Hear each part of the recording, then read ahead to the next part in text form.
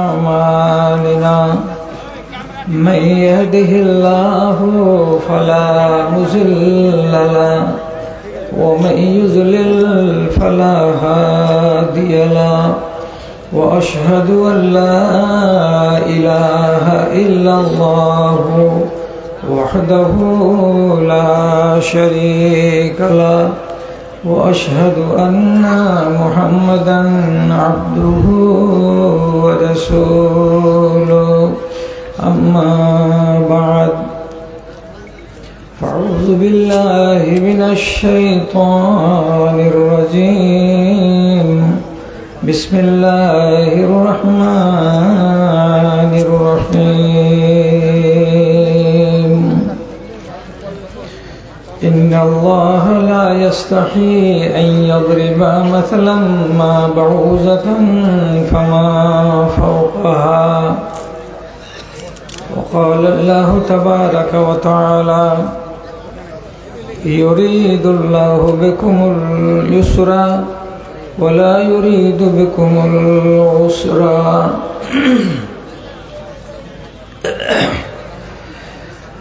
আমাদের তুমি সব কিছু দিয়ে নিজে কি পেয়েছো প্রভু আমার, কয়টি মানুষ শির নত করে তোমাকে বুঝায় হক তোমার, তোমাকে বুঝায় হক তোমার।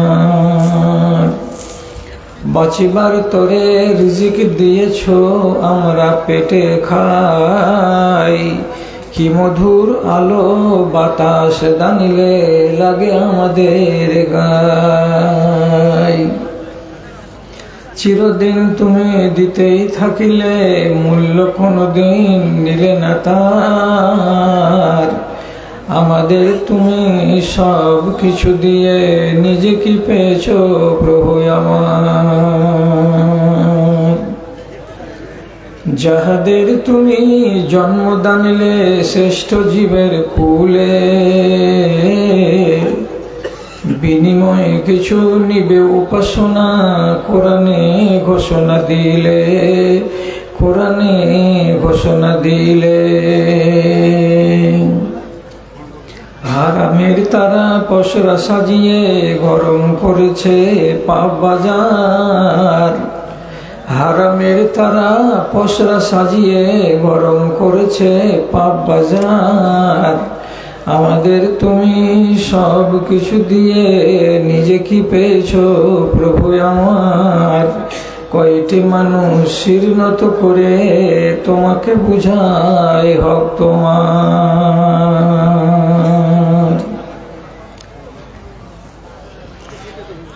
শ্রদ্ধেয় সভাপতি সাহেব, সমবেত এই এলাকার বিভিন্ন প্রান্ত থেকে মাদ্রাসার এক গাদা ভালোবাসাকে বুকে নিয়ে ও ইমানি জজবাকে সাথে নিয়ে উপস্থিত ধনী গরিব ছোট বড় শিক্ষিত অশিক্ষিত সকল শ্রেণীর আমার প্রাণের ভাই এবং বন্ধুগণ, তথা আড়ালে বসে থাকা আমার স্নেহের মা এবং ভগ্নীগণ, আল্লাহ তাআলার শুকরিয়া আদায় করছি দীর্ঘদিনের ব্যবধানকে ঘুচিয়ে পুনর্বার আপনাদের মুখোমুখি হয়ে একটু সময় গত করার আল্লাহ তাআলা সুযোগ করে দিয়েছেন বলে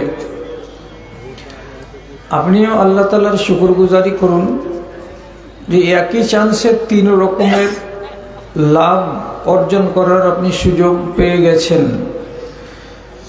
সেটা কি করে? বাড়ি থেকে বেরিয়েছিলেন জালসা শুনতে যাব, অতএব হেঁটে আসেন অথবা মোটর সাইকেলে আসেন, আপনার পায়ে ধুলা লেগেছে। নেক কাজে বেরিয়ে যদি পায়ে ধুলো লাগে তো নবীজি বলেছেন মানি গবাররাত কদমাহু ফি সাবিলিল্লাহ হারামাল্লাহু আলাইহিন নার।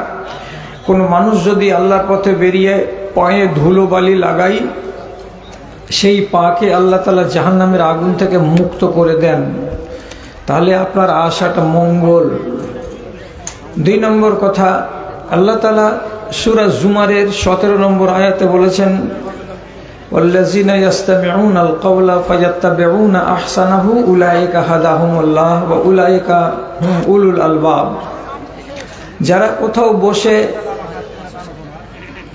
কারো মুখ থেকে কিছু কথা শোনে, 50টি কথার ভেতর থেকে 20টা 30টা 40টা কথা পছন্দ হয়ে যায় এবং সেটিকে সে মন থেকে হৃদয় থেকে মেনে নেয়, তো আল্লাহ রাব্বুল আলামিন বলছেন এরা হলো অত্যন্ত চালাক মানুষ, এরা অত্যন্ত জ্ঞানী বুদ্ধিমান মানুষ, হিদায়াত প্রাপ্ত মানুষ।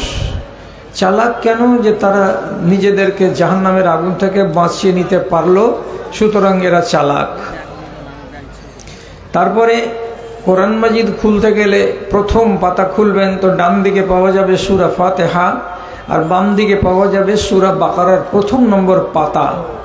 সেই 1 নম্বর পাতার 3 নম্বর আয়াতে আল্লাহ তাআলা মুমিনদের পরিচয় দিচ্ছেন। মুমিন কাদের বলা হয়, কোন লোকগুলোকে মুমিন বলবো? তো রব্বুল আলামিন বলছেন ওয়া মিম্মা রাযাকনাহুম ইউনফিকুন, যাদেরকে আমি ধন সম্পত্তি দিয়েছি তার মধ্য থেকে কিছু অংশ আমার নামে খরচ করে দেয়, এই লোকগুলো হলো মুমিন। তাহলে পায়ে ধুলোবালি লাগিয়েছেন, এখানে বসে বসে বহু আলেমের বয়ান শুনলেন, অনেকগুলো ভালো লাগলো, গ্রহণ করার মানসিকতা দেখিয়েছেন। আবার উদার চিত্তে মাদ্রাসাকে ভালোবেসে পকেটে হাত ভরে যেটা পেরেছেন সেটাই দিয়েছেন। তাহলে এক সুযোগে তিনটা আপনি লাভ অর্জন করার সুযোগ পেয়ে গেছেন, এটা আল্লাহর অশেষ দয়া। তার জন্য আল্লাহ রাব্বুল আলামিনের বারগাহে শুকরিয়া আদায় করুন, নামাক হালালি করুন, কৃতজ্ঞতা জ্ঞাপন করুন মোহাব্বতের সাথে। যদি আপনি বলেন, জোরে বলা শর্ত নয়, আস্তে বললে বলতে পারেন আলহামদুলিল্লাহ। তারপরে তার আখেরি নবী রাহমাতুল আলামিন জনাবে মুহাম্মদুর রাসূলুল্লাহ সাল্লাল্লাহু আলাইহি ওয়াসাল্লামের উপর শত সহস্র দরুদ ও সালাম বর্ষিত হোক। আল্লাহুম্মা সাল্লি আলাইহি আল্লাহুম্মা বারিক আলাইহি। বন্ধুরা, একটা কথা গোড়াতে বলি, ফার্সিতে একটা কথা আছে, হার গুলেরা রঙ বুয়ে দিগারস্ত। প্রত্যেকটা ফুলের আলাদা আলাদা গন্ধ আছে, আলাদা আলাদা সেন্ট আছে। সব ফুলের যদি একই রকম সেন্ট হতো তাহলে এত রকমের ফুল আল্লাহ তাআলা দুনিয়াতে পাঠাতেন না। ইতিপূর্বে যে আমার ভাই নূর মোহাম্মদ সাহেব বলে গেলেন, কাজের কথাগুলো বলে গেলেন, আমি 100% সমর্থন করি। এবারে আমি যেভাবে বলবো আমার কথাগুলো, তো আমার কথার ধরন ধারণগুলো একটু আলাদা। আমি বয়স হয়েছে বলে নাকি জানি না, আগের মতো আবেগ উচ্ছ্বাস নিয়ে কথা বলি না। আমি টিপ টিপ টিপ টিপ করে, যেমন পুঁটি মাছে জীবনে কোনোদিন ফাতাটাকে ডুবতে দেয় না, খালি পিটির পিটির পিটির পিটির করে, ঠিক ওই রকম করেই আমি চলবো। আর এক গাদা ছোট ছোট ছোট ছোট কথা আপনাকে শোনাবো। যদি আপনি হেফাজত করতে পারেন তো যে বিষয়ে আপনাকে বলতে যাচ্ছি ওই বিষয়ে আপনি সমৃদ্ধ হবেন, এতে কোনো সন্দেহ নাই ইনশাআল্লাহ। আমি বলতে চাইছি আমাদের মধ্যে একটা ভ্রম আছে, যে ভ্রমটা আমাদের কেউ ভেঙে দেয়নি। কথাই কথাই আমরা বলি এই মহিলাটাকে হায়া শরম দেয়নি, এই ছেলেটাকে হায়া শরম দেয়নি। তো হায়া শরম দেয়নি বলতে গেলে আমরা কি বুঝি? মেয়েদেরকে যদি বলি যে মেয়েটির হায়া নেই, তার মানে হলো কি মেয়েটি বেহায়া, বেহায়ার মানে হলো কি বেপরদা। এটা কথা নয়, একটু ঠান্ডা মাথাতে শুনেন। হায়ার মানে আলাদা, হায়া জিনিসটা আলাদা। আর নারীদেরকে যেটা বোঝানো হয় এর মানে হলো হিজাব। হিজাবের মানে হলো পর্দা। যে নারীর ভেতরে পর্দা আছে আর যে নারীর ভেতরে পর্দা নাই, তো এই নারীকে বেহেজাব বলবো যে ও পর্দা করে না। এর মানে এটা নয় যে এই নারীটা বেহায়া। হায়া আলাদা জিনিস আর হিজাব আলাদা জিনিস। হেজাব মানে গায়ে আবরণ চাপানো, আর হায়ার মানে হলো কি দ্বিধা, সংকোচ। কিসের দ্বিধা? আমি এমন একটা কাজ করব যে কাজটা আমি জানি যে করার পরে লোক আমাকে লজ্জা দেবে, আমার মুখ পুড়বে, এই ভয় যার ভেতরে আছে, এই ভয়ে সে ওই কাজটা করলো না, এইটাকে বলা হয় হায়া। এর মানে এটা দ্বিধা, এর মানে এটা সংকোচ। নারীর ভেতরেও থাকবে, নরের ভেতরেও থাকবে। তেমনি পর্দা, হিজাব, হিজাব নারীর ভেতরেও থাকবে, নরের ভেতরেও থাকবে, কিন্তু সীমানা হলো এখানে চিহ্নিত। কেমন চিহ্নিত? পুরুষদেরকে আল্লাহ রাব্বুল আলামিন নাভি থেকে শুরু করে হাঁটু পর্যন্ত এই এলাকাকে ঢেকে রাখতে পর্দা হিসাবে চিহ্নিত করেছেন। আর নারীদেরকে আল্লাহ রাব্বুল আলামিন তার মাথা থেকে শুরু করে পায়ের গোড়ালি পর্যন্ত সমগ্র দেহটাকে ঢেকে রাখার কথা হিজাব হিসাবে উল্লেখ করেছেন। অনেকের মতো, ভারতবর্ষ নয় দুনিয়াব্যাপী আলেমের মতে চেহারাটা নারীদের পর্দার অন্তর্গত নয়। বহু আলেম বলেছেন যে চেহারা পর্দার মধ্যে পড়ে না, চেহারাটা নারীরা খোলা রাখতে পারে।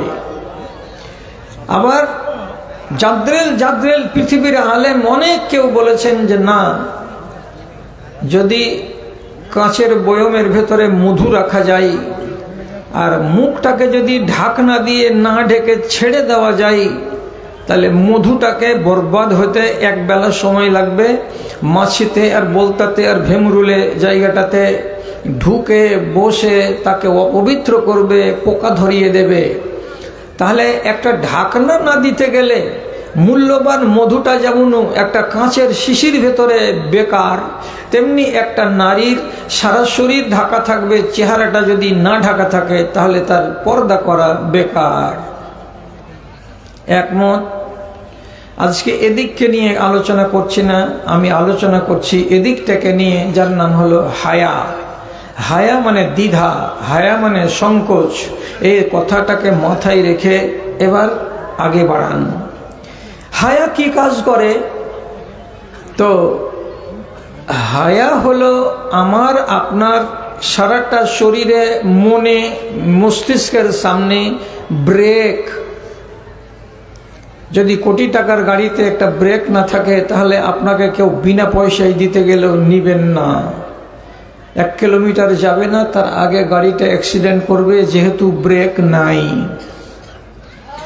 তেমনি আপনার আর আমার শরীরে, আমার মনে, আমার মস্তিষ্কে যদি হায়া না থাকে তাহলে আমাকে মন্দ কাজ থেকে আটকাবে কে, তার কোনো পাত্তা পাওয়া যাবে না। আমাকে যদি রুকে, আমাকে যদি আটকাই, আমার গায়ে যদি ব্রেকের মতো চাপ সৃষ্টি করে, তো কে করবে? এই হায়া। হায়ার মানে দ্বিধা। কেন করবে না?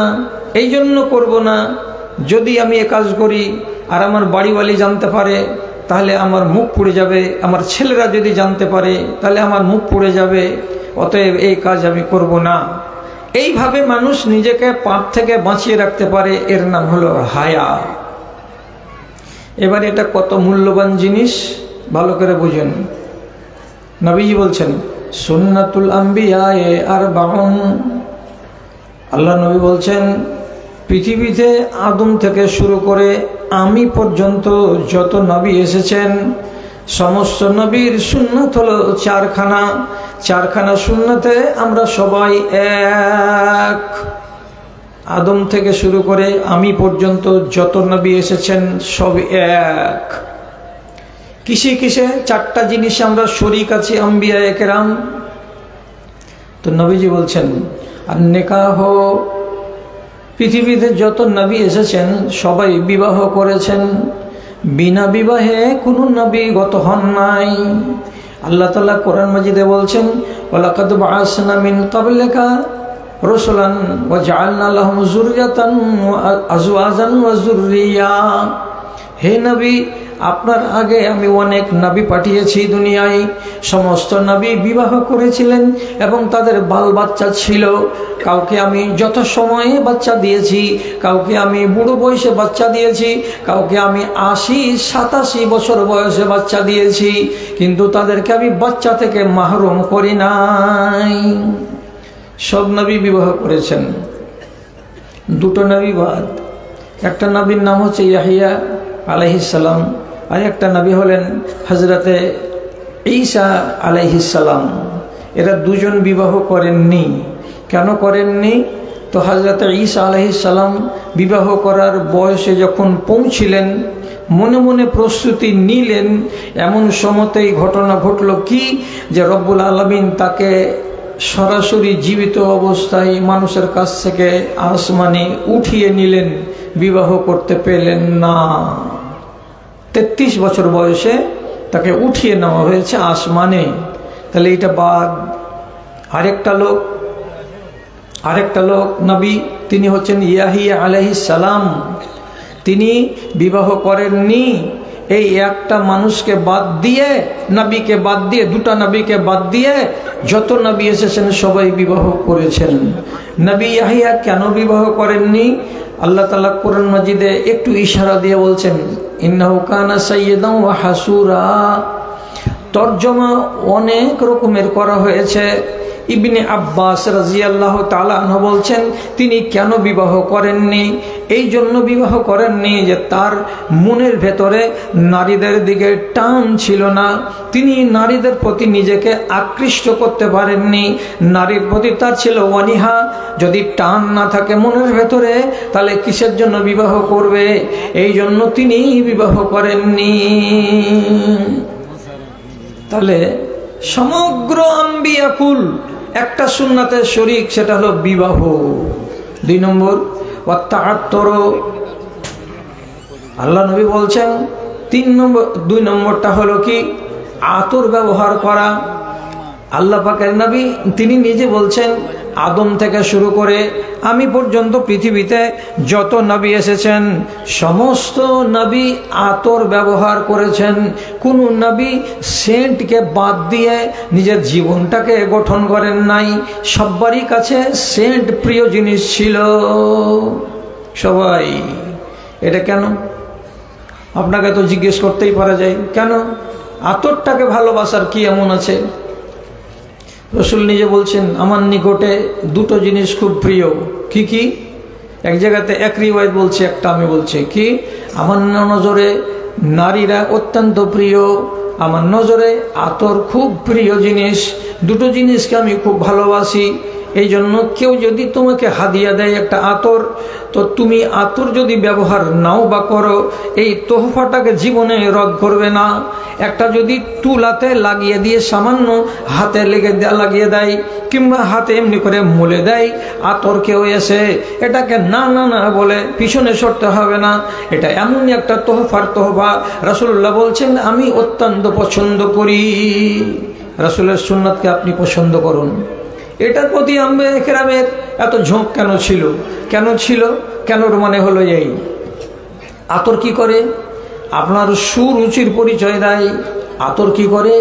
আপনার যদি গায়ে শরীরে কোনো রকমের সেন্ট থাকে, তাহলে এই জিনিসটাকে আতরে দূর করে দেয়। কেন? লজ্জা করবেন না আমার দাদারা, ছোট ছোট কথা বলছি। আল্লাহ রাব্বুল আলামিন আপনার শরীরে 9টা ছেঁদা বানিয়েছেন।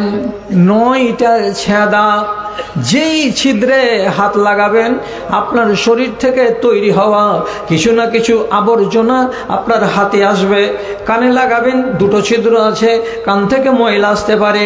চোখে লাগাবেন, সকালবেলায় বিকেলবেলায় চোখের কোণাতে আপনি একটু ময়লা পাবেন। নাকে হাত ঢোকাবেন তো কিছু না কিছু পাওয়া যাবে। মুখে যদি হাত দেওয়া যায় 24 ঘন্টার যে কোনো সময় দাঁতের কিনারায় এমন এমন জিনিস লেগে থাকে যেগুলো পচে সরে যায়, আর এগুলো কিন্তু দুর্গন্ধ করে। তেমনি আরও যতগুলো ছিদ্র আছে, সমস্ত ছিদ্র আমাদের শরীরে আছে, টোটাল 9টা। কাজে আমার শরীরে দুর্গন্ধ আসাটা অস্বাভাবিক নয়। এবং মুফাসসিরিন কেরাম বলছেন, মানুষের শরীরের যেগুলো চামড়া একটা আর একটার সঙ্গে লেগে লেগে আছে, এইরকম জায়গাতে মানুষের দুর্গন্ধ তৈরি হবেই হবে। কেন? যে ওইখানে হাওয়া কম যায়। যেমন বগলের তলায়, বগলের ডানে এবং বামে চামড়াগুলো কাছাকাছি আছে, এটা ঘষে থাকে, লেগে থাকে, যার কারণে বগলটা আমাদের ঘেমে যায়। আর ওই জায়গাতে ঘাম জন্মাবে। আর ঘাম যদি তৈরি হয় তো ঘামটা হলো সোডিয়াম, এটা হলো লবণ পানি। এটা শরীর থেকে বের হতে গেলে সেন্ট করে না গন্ধ করে। ঠিক তেমনি ভালো করে বুঝবেন, আপনার যেটাকে আমরা পেড়ু বলি, পেড়ু মানে কি, অন্ডকোষের ডান দিক এবং বাম দিক, এই চামড়াটা রানের সঙ্গে মিলে থাকে। আর রানের সঙ্গে মিলে থাকার কারণে এখানে ঘর্ষণ তৈরি হয়। আর ঘর্ষণ তৈরি হওয়ার কারণে জায়গাটাতে ভাপ সৃষ্টি হয় এবং ঘাম সৃষ্টি হয়। আর ওই ঘামগুলো মানুষের শরীরে গন্ধ তৈরি করে। আপনার মতো মানুষটা যদি নামাজে যায়, আর একটা ভালো পরেশগার দিনদার স্বচ্ছ পবিত্র মানুষ যদি আপনার পার্শ্বে দাঁড়াই, তাহলে সুষ্ঠুভাবে নামাজ আদায় করতে পারবে না। কেন? যে আপনার ডান দিক থেকে দুর্গন্ধ আসবে আমার নাকে, তো আমি দুর্গন্ধে পেরেশান থাকবো। এই জন্য নবীজি আমাদেরকে বলেছেন, ওরে মুসলমানেরা, কাঁচা পেঁয়াজ রসুন খেয়ে মসজিদে আসবে না। তোমার কারণে তোমার ডান দিকের লোক কষ্ট পাবে, তোমার বাম দিকের লোক কষ্ট পাবে, সর্বোপরি আল্লাহর ফেরেশতারা কষ্ট পাবে। এই জন্য আপনাকে আতরের প্রতি রুঝান দেওয়া হলো। এই মুসলমানেরা, আম্বিয়ায়ে কেরাম আতরকে পছন্দ করতেন, তোমরাও আতর ব্যবহার করো। কিন্তু দুঃখের বিষয়, আমাদের দেশে শতকরা ৮০টা লোকের বাড়িতে আতর নাই। আছে জি? যদি কয়ে যে আছে, হাকে একটু আখান তো এখন দেখি পকেট থেকে বাইর করে, নাই তো, আতর তো রাখেন না। বেড়ি খাওয়ার আতর যেটুকু হয় ওইটুকাই আতর আছে গায়ে। আর বাংলাদেশের লোকটা ওয়াজ করতে করতে কি বলছে, বিড়িতে তো গন্ধ আছে, সুগন্ধ না দুর্গন্ধ ওটা বলছে না, গন্ধ আছে।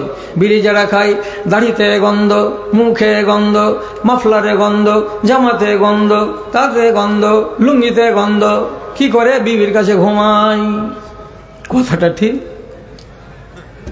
এই দুর্গন্ধ আমি নিজের কাছে রাখি, কিন্তু আসল যেটা গন্ধ সেটাকে আমি রাখি না। তাহলে আম্বিয়াদের সুন্নাত হলো আতর ব্যবহার করা। কাল থেকে যদি 20 টাকা দিয়ে একটা আতরগুলো কিনেন, তো অবশ্যই বলবেন যে বদরুদ্দোজার মুখ থেকে শুনেছি, শুনে একটা সুন্নাতকে পালন করছি। অবশ্যই আপনি সওয়াবের ভাগিদার হবেন, একটা নবীর সুন্নাতকে ভালোবেসেছেন বলে। 3 নম্বর, রাসূলুল্লাহ বলছেন সিওয়াক, মিসওয়াক ব্যবহার করা। কেন মিসওয়াক নামটা এলো? এই জন্য মিসওয়াক নামটা এলো যে মানুষ যদি নিজের মুখটাকে পরিষ্কার না করে, তাহলে টাটকা টাটকা দুর্গন্ধ মানুষের মুখ থেকে বেরোবে। এটাকে ঢাকা যাবে না, ঢাকতেই পারবেন না। মিসওয়াক যদি কোনো মানুষ না করে, তাহলে মানুষের মুখ থেকে দুর্গন্ধ বেরোবে। আর এই দুর্গন্ধ ডানের লোক বামের লোক পাবে। বিশেষ করে আল্লাহ রহম করে, আমি কাউর উপরে আক্রোশ প্রকাশ করছি না, আমি বাস্তব কথাটাই বলছি।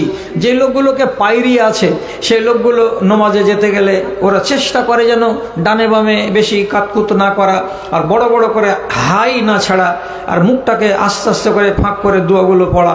কেন? যে পায়রিয়া রোগ যার কাছে আছে, সে রোগের মুখ থেকে এত পচা পচা গন্ধ বের হবে যে তাকে সহ্য করা বড় মুশকিল।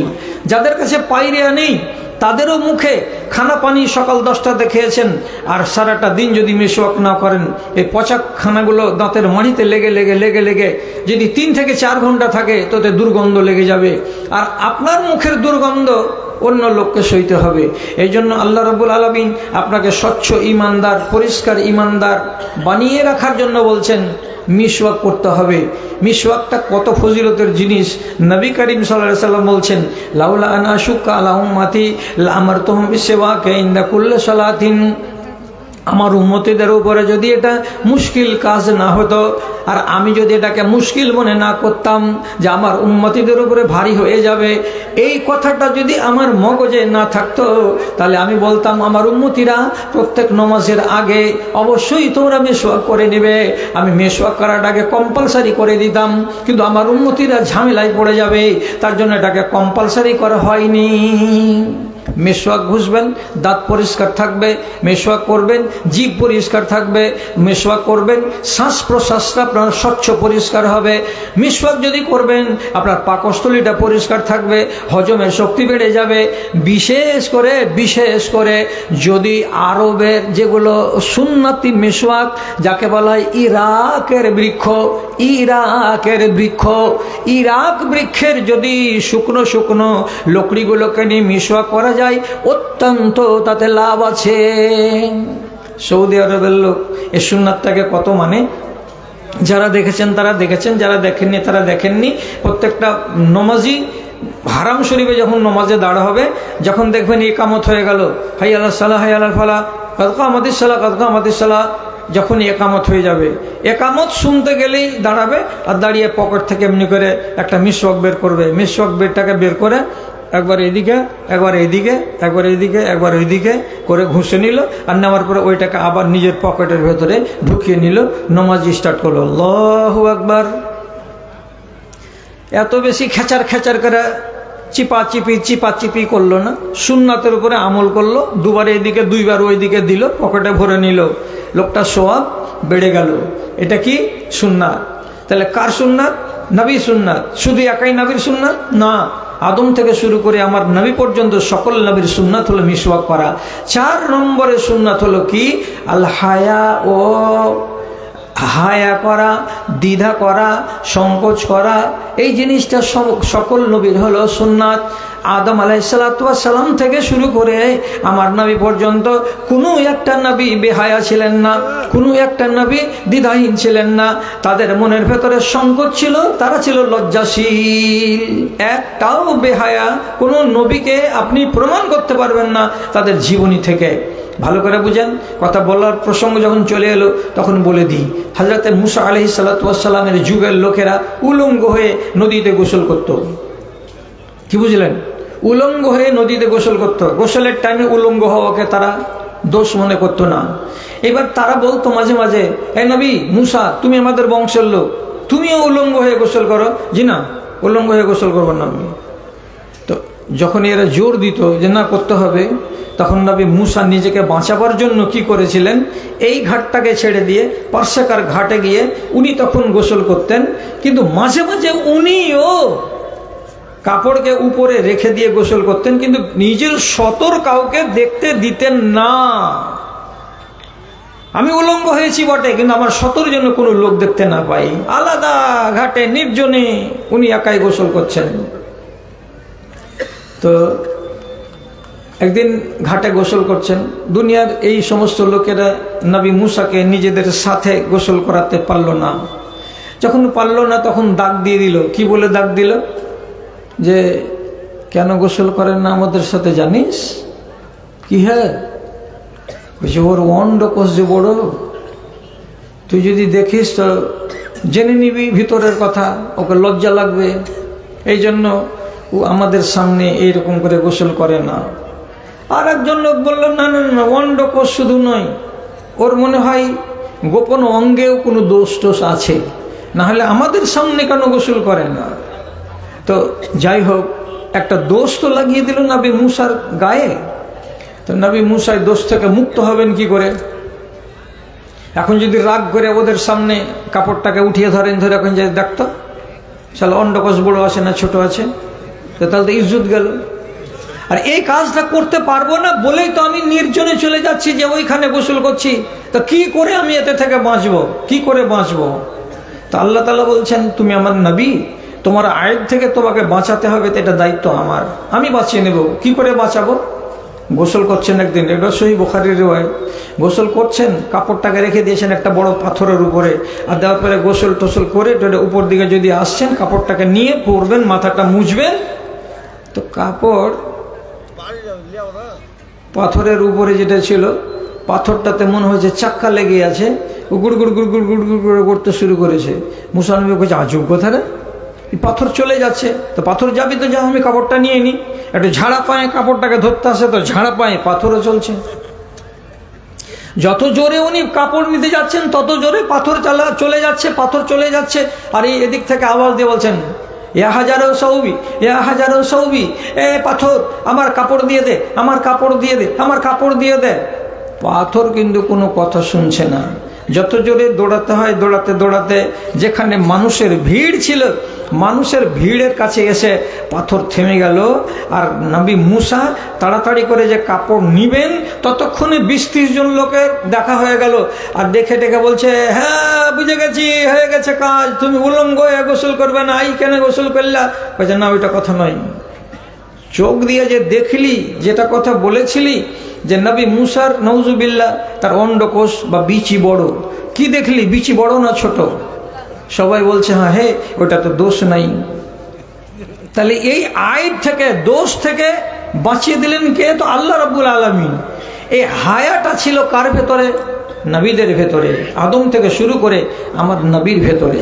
এবার আপনাকে বুঝাতে চাইছি, আপনার ভেতরে হায়া থাকতে গেলে আপনি মন্দ কাজ করবেন না।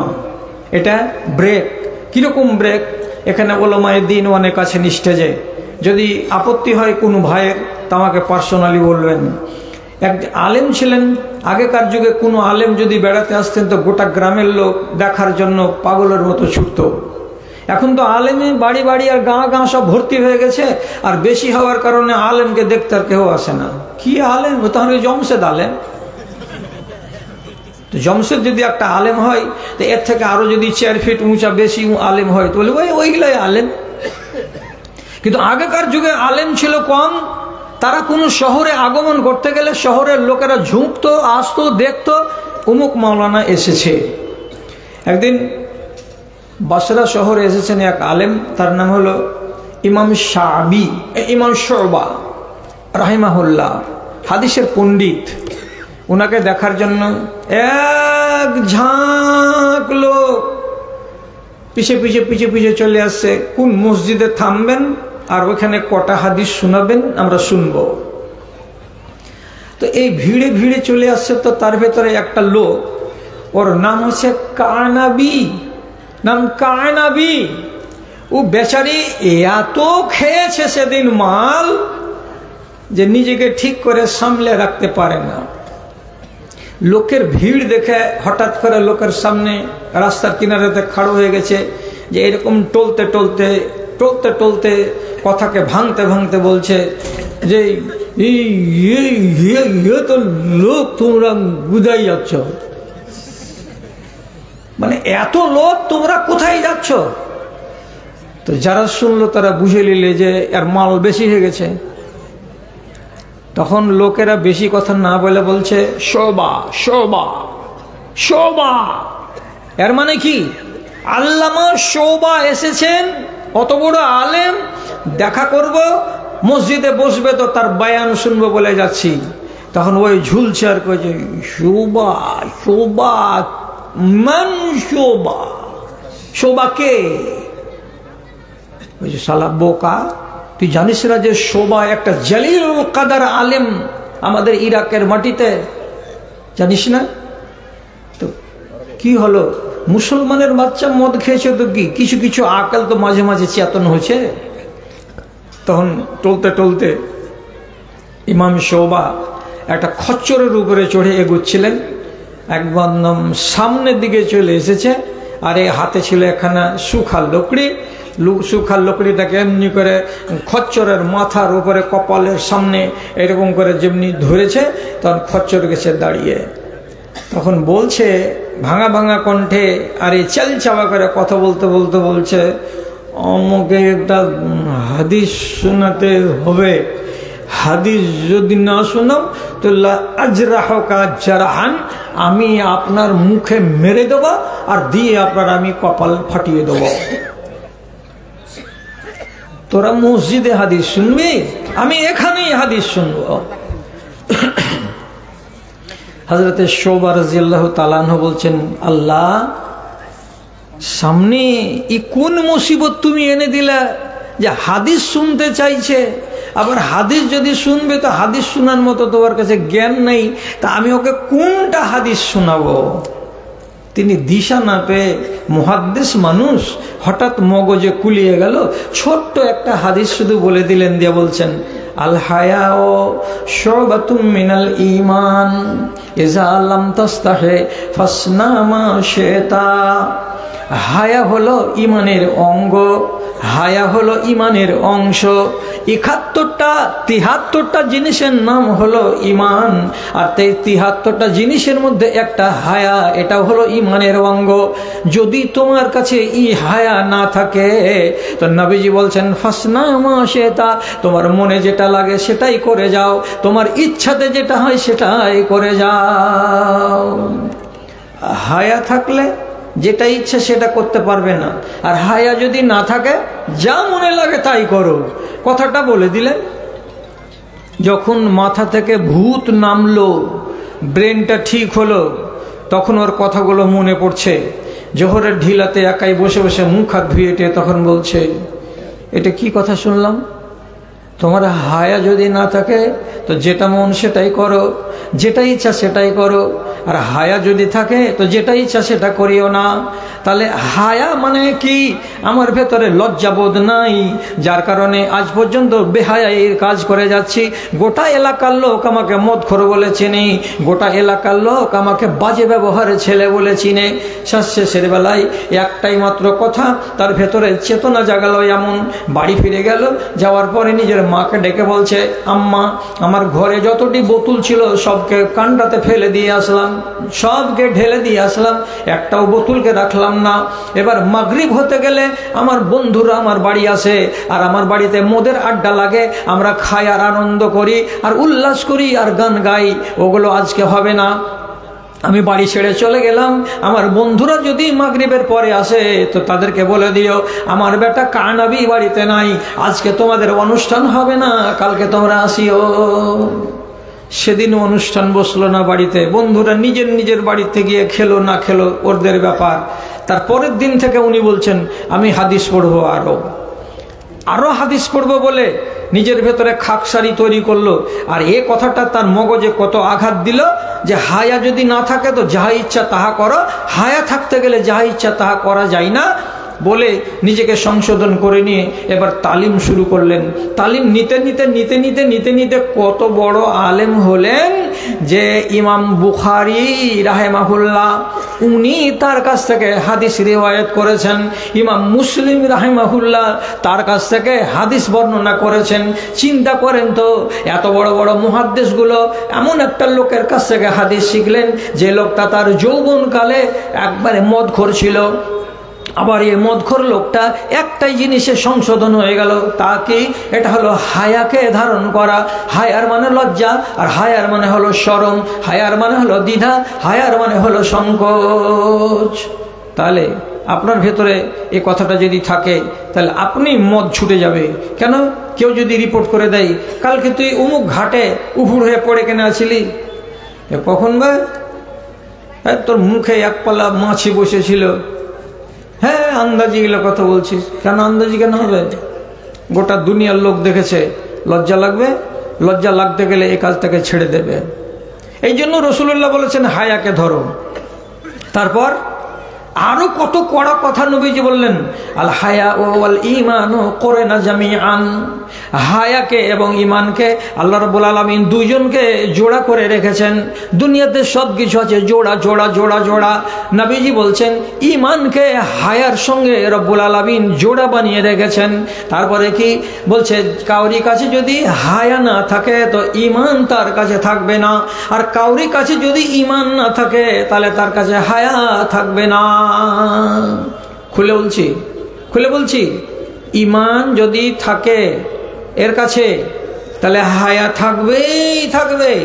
আর কাউরি কাছে যদি হায়া থাকে ঈমান থাকবে। এরা দুজন জোড়া। আর যদি কাউরি কাছে হায়া না থাকে ঈমান থাকবে না। কাউরি কাছে যদি ঈমান না থাকে তাহলে হায়া থাকবে না। এবার একটা হ্যাঁ না বলেন আপনারা। আপনি আর আপনার চাচাতো ভাই দুজন কলকাতা থেকে চলে আসছেন। স্টেট বাসে যখন মানুষেরা আসে তো ফজরের আগে আগে মানুষের পিসাব চাপে, পায়খানা চাপে।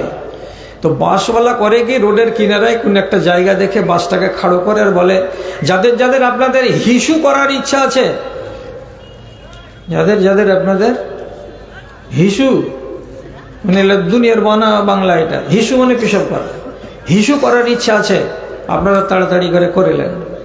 এবার এইখানে সার হয়ে নমাজের লাইনের মতন করে দাঁড়িয়ে গেল। দাঁড়িয়ে গিয়ে পিসাব করছে, সবাই চেন খুলে দিয়ে নিজের মেশিনটা আপন আপন মেশিন আপন আপন চেন খুলে খুলে সব সামনে ধরে আছে। তো আপনি বলেন এই জিনিসটা কি কাউকে দেখাতে পাওয়া যাবে? যাবে না, কাউকে পাওয়া যাবে না দেখাতে। তাহলে আমার পাশেকার লোকটা ও দাঁড়িয়ে আছে, তো আমার মেশিন দেখছে, আমি ওর মেশিন দেখছি, ও ওর মেশিন দেখছে। ওকে একটুও লজ্জা লাগে না। আবার গল্প করতে দাঁড়িয়ে দাঁড়িয়ে পেশাব করতে করতে বলছে, হ্যাঁ আর কালিয়াচক কদ্দূর আছে? হ্যাঁ এখনো 17 কিলোমিটার আছে রে বেকু। এটাও চলছে, মুখও চলছে। আপনি বলুন, একটা যদি মুসলমান লোক হয় তাহলে পরে কি তারা দুজন এরকম পাশাপাশি দাঁড়িয়ে নিজের জিনিসটাকে বের করে একটা ও ওরটা দেখবে আর পেশাব করতে পারবে? পারবে না। কেন? ওর মগজে কি আছে? অন্তরে ঈমান আছে। ঈমান থাকলে হায়া থাকবে, হায়া থাকলে এইরকম বেহায়া হয়ে পেশাব করতে পারবে না। আর বাদবাকি লোকটি যে নির্দ্বিধায় গল্প করছে আর পেশাব করেই চলে যাচ্ছে দাঁড়িয়ে দাঁড়িয়ে, এটা কেন হচ্ছে? হচ্ছে ওর তো পুঁজিই নেই, ঈমানই তো নেই। তো যার ঈমান নেই তার হায়া নেই। এটা হলো চরম দৃশ্য। আপনিও দেখেছেন আর আমিও দেখেছি ভাই আমার। তো এই হায়া আমার ভেতরে থাকতে হবে। এবার শুধু ব্যবহারে থাকবে না আর কিছুটি থাকবে? নবীজি বলেছেন তোমার কথার ভিতরেও হায়া থাকবে। ব্যবহারে হায়া তো থাকবে, কিন্তু কথার ভেতরেও তোমার হায়া থাকতে হবে। হায়া ছাড়া যেন কোনো মানুষের ভিতরে কথা না হয়। কেমন? ভালো করে বুঝেন। আল্লাহ তাআলা হায়া দিয়ে কথা বলেন, রাসূলুল্লাহ হায়া দিয়ে কথা বলেন, সাহাবায়ে কেরাম হায়া দিয়ে কথা বলেন। কিরকম করে কথা বলেন? আমি আপনাকে একটা উদাহরণ দিচ্ছি। জি, ভালো করে বুঝেন।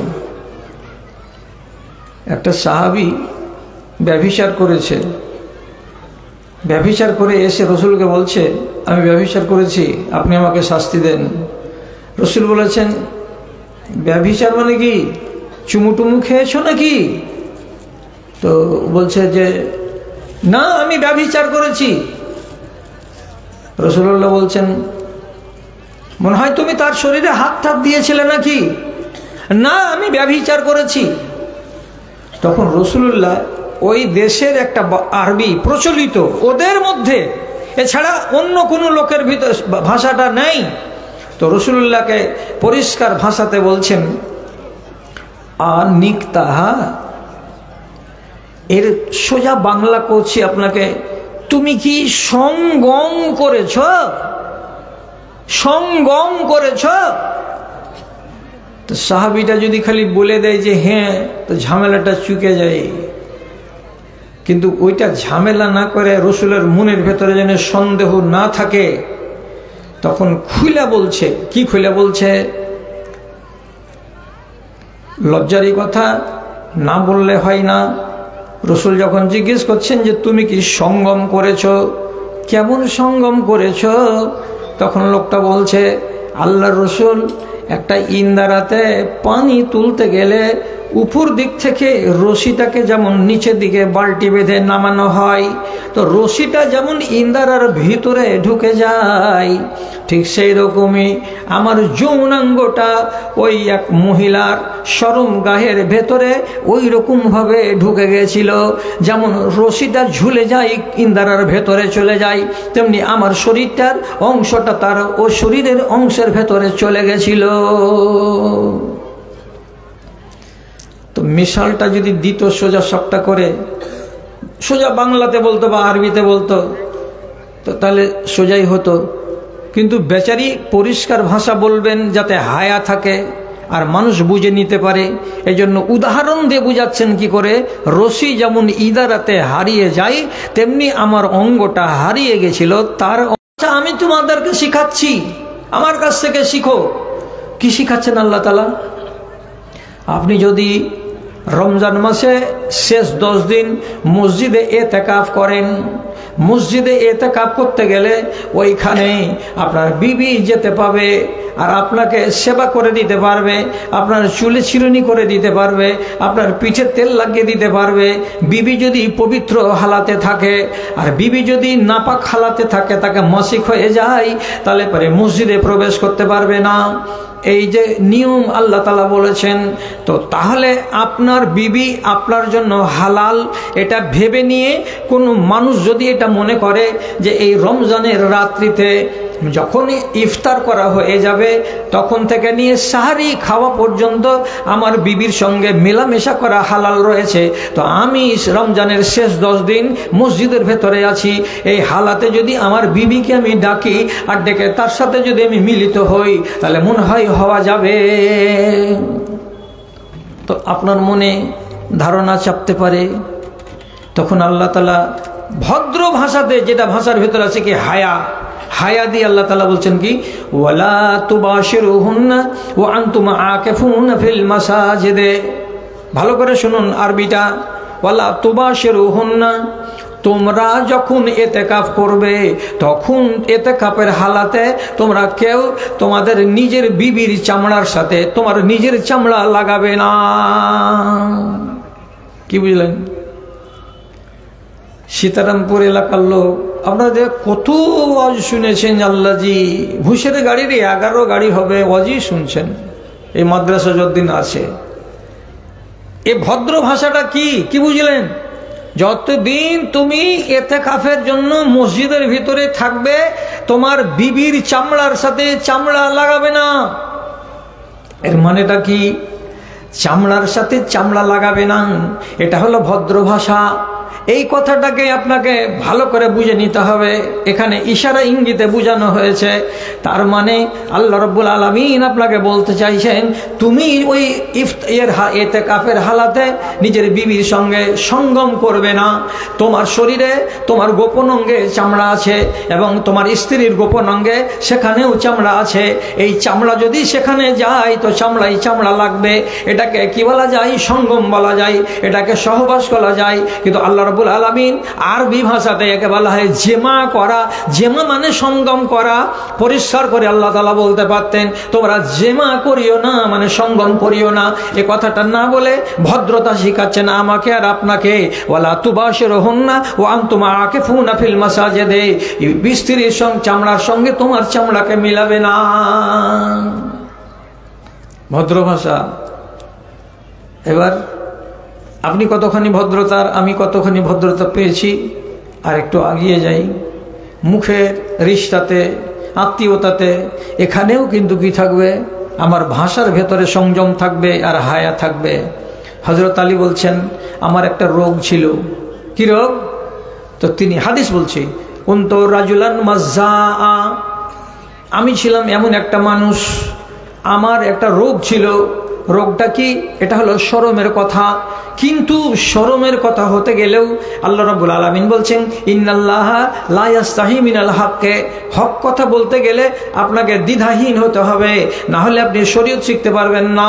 এবং নবীজি বলছেন লা ইলমা লিমুস্তাহিন ওয়ালা লিমুতাকাব্বিরিন, কোনো মানুষ যদি আগে থেকে সিনা ফুলাইয়ার বলে এগুলো আমার জানা আছে, এগুলো আমার জানা আছে, এরকম অহংকারী জীবনে শরীয়তের ইলম পাবে না। আর একটা লোক, যে লোকটা কি করে? অহংকার করে, হায়া শরম করে, লজ্জা করে। লজ্জা যারা বেশি বেশি করবে তারা শরীয়তের জ্ঞান পাবে না।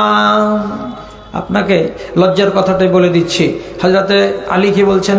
আমার একটা রোগ ছিল। রোগটা কি? আমার লিঙ্গের মাথা দিয়ে যখন তখন এক ধরনের আঠাযুক্ত পানি বেরিয়ে আসে। এটাকে আরবি ভাষাতে বলা হয় কি? মাজি।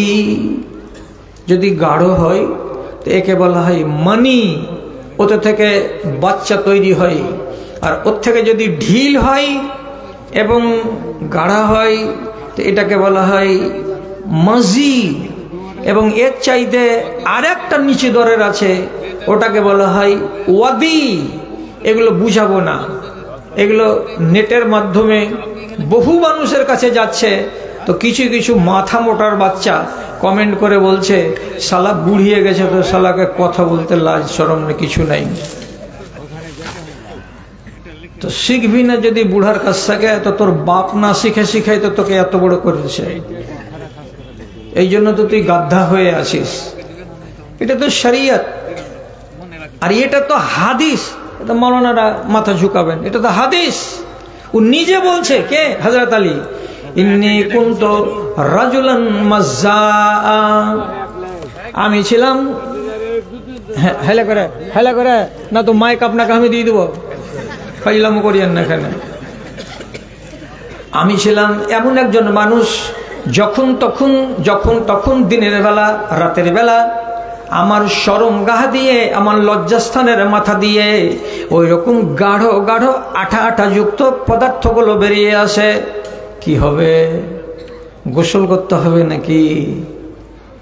উজু করে নামাজ পড়তে যেতাম, জিনিসটা বেরিয়ে গেল, কি করতে হবে? এখন নামাজ হবে না? কে মশলা শিখাবে? তো মশলা শিখাবার জন্য একটি মাত্র মানুষ আমাদের কাছে কে? তো তিনি আল্লাহ পাকের রাসূল। এখন যদি আমি রাসূলুল্লাহর কাছে যাই, খেয়াল করবেন রাসূলটা কে সম্পর্কে? শ্বশুর। আলী নিজে বলছেন এটা তো শ্বশুর।